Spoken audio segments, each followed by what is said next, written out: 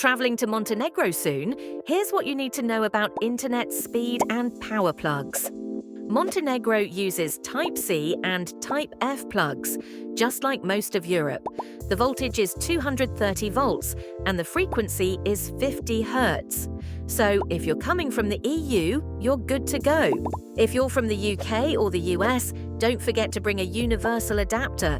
Most hotels and stores don't provide them. Montenegro has pretty decent internet.